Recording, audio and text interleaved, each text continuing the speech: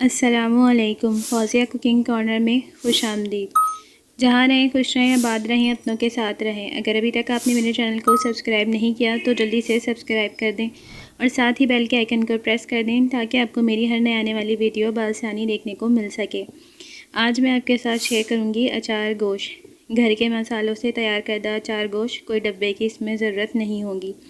और बकरा ईद के हवाले से ये बहुत मज़ेदार रेसिपी है, तो आप इसको ट्राई ज़रूर कीजिएगा और मुझे भी बताइएगा कि ये कैसा बना। तो इसमें जो जो हमें चीज़ें चाहिए होंगी वो आप नोट डाउन कर।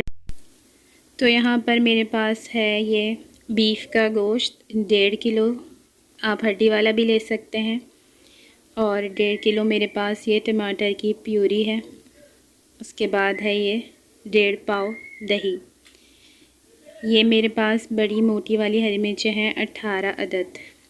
और ये ज़ीरा और साबुत धनिया है।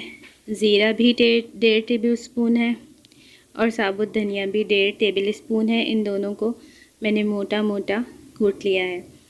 3 टेबल स्पून मेरे पास लहसुन अदरक का पेस्ट है और ये कटी हुई 2 दरमियानी प्याज ले लें आप। 3 टेबल स्पून ये नींबू का रस है मेरे पास। इसको हम मिर्चों में भरेंगे, वो किस तरह मैं आपको बताऊंगी। 1 टेबल स्पून मेरे पास पिसी लाल मिर्च है। 1 टेबल स्पून हल्दी है। 1.5 टेबल स्पून नमक।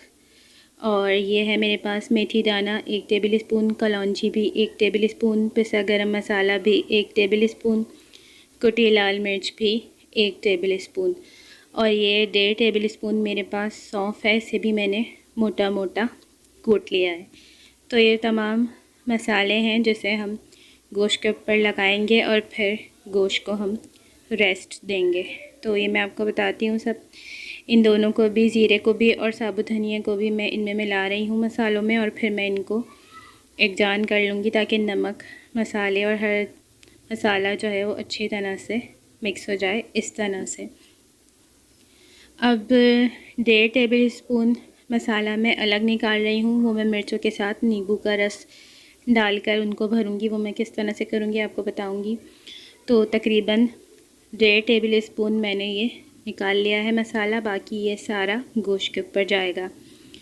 तो गोश्त के ऊपर मैंने पिसा हुआ लहसुन और सारा मसाला जो मैंने अभी आपको दिखाया था, अब मैं ये डाल, और उसके बाद दही जो मेरे पास था 1.5 पाव, ये भी मैं इस पे डाल के अच्छी तरह से इसे मिक्स करूँगी इस तरह से। तो आपने भी इसको ऐसे ही कर लेना है और उसके बाद इसको 2 घंटे तक डीप फ्रीज़र में रख कर रेस्ट दे देना है।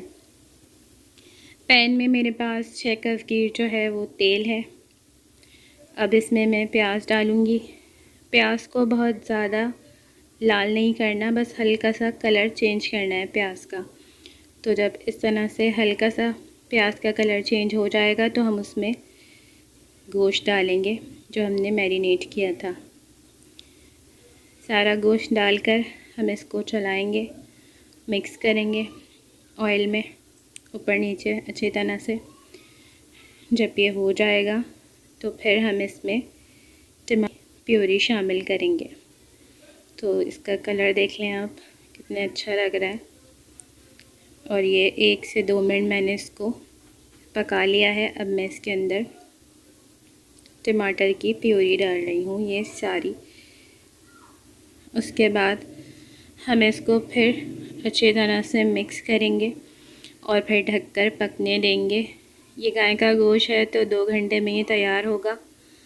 तो आप बीच में 1-2 बार इसको चेक कर लीजिएगा। अभी तो मैं इसे ढक रही हूँ और इसको हल्की आंच पर पकने रख रही हूँ कि ये उबलता हुआ पके।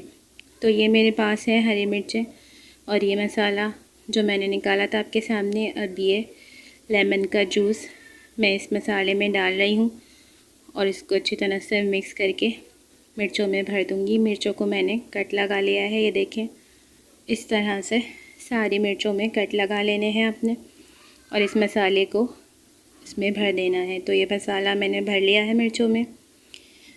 अब हम गोश्त को चेक कर लेते हैं। 2 घंटे गुजर चुके हैं और ये देखें आप, तेल ऊपर आ चुका है। टमाटर का पानी, प्याज का, गोश्त का, मसालों का, सब कुछ जो है वो भुन चुका है। 1-2 बार बीच में आपने चेक कर लेना है और इतनी आंच पे पकाना है कि ये उबलता हुआ पक के, ना कि ये हो कि पानी रह जाए और गोश्त गल जाए। अब मैं इसमें ये हरी मिर्चें भी डाल रही हूँ। 10 मिनट में इसको मज़ीद दम दूँगी तो ये तैयार हो जाएगा। अच्छी तरह से इसको मिक्स कर दें और फिर ढक दें।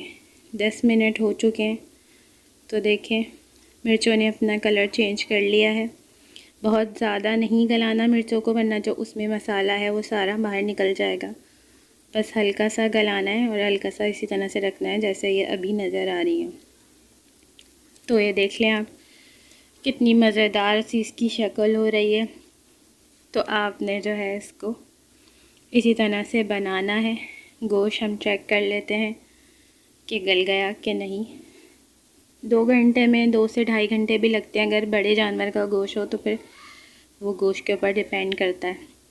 तो ये देखें गोश्त गल चुका है अच्छा सा हमारे पास, और ये हमारे पास यमी यमी सा अचार गोश्त तैयार है। तो आप इसको ज़रूर बनाइएगा और मुझे कमेंट में ज़रूर बताइएगा कि ये आपको कैसा लगा। अब मैं आपसे मिलूँगी एक और नई मज़ेदार रेसिपी के साथ। तब तक के लिए अपना ख्याल रखिएगा, मुझे दुआ में याद रखिएगा। अल्लाह हाफ़िज़।